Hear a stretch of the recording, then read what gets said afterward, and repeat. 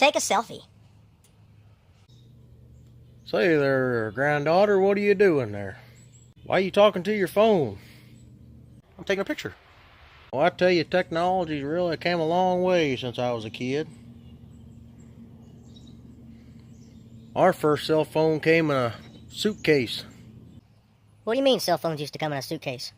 Well, mainly because it was really big and had to be big to work. Used to have to plug it into the cigarette lighter. Hell, phones used to be attached to walls until the early 2000s. What do you mean the phones used to be on walls?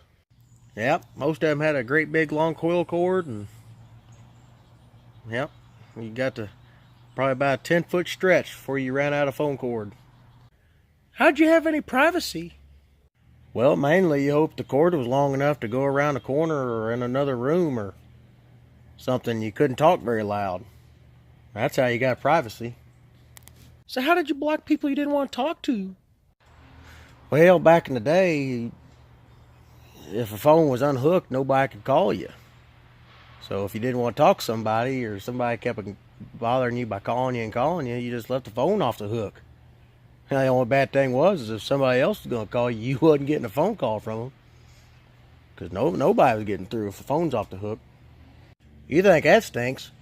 We weren't even allowed to call our friends till after 9 o'clock at night. Why did you have to wait till 9? Our cell phone plan used to only allow us to make free calls after 9 o'clock. Anytime before that, you had to pay for the minutes and stuff. There was no unlimited talking or data or anything back then. The hell, data wasn't even around then. And then later, not too long after that, you was allowed to call friends that had the same cell phone provider as you did. Why'd you have to only call friends with the same phone plan as you? We had Alltel, and that's Verizon now, but you could call them anytime as long as you knew the other person had Verizon or Alltel. You know, back in the day when they first started texting, you had to work for it. What do you mean you had to work for texts? Well, they had letters underneath each number button, and like I think the first one was ABC, and if you wanted to C, you had to push 1 3 times. So say you was going to say cab, you had to push 1 3 times, and then 1 once, and then 1 twice. Hell yeah, it wasn't just no keyboard CAB. That was back when our phones used to be pretty decent, you know. Hell, they had one Nokia phone they called a brick. I mean, you could darn near drop that sucker 100 feet and the thing would still work all the time. Yeah, I hate our screens crack really easy.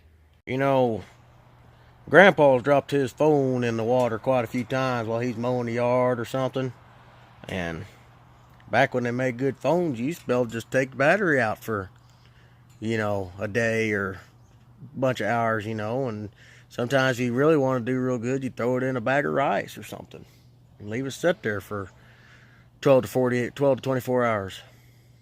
Geez, Grandpa, I feel real bad for you. Life must have sucked when you was growing up.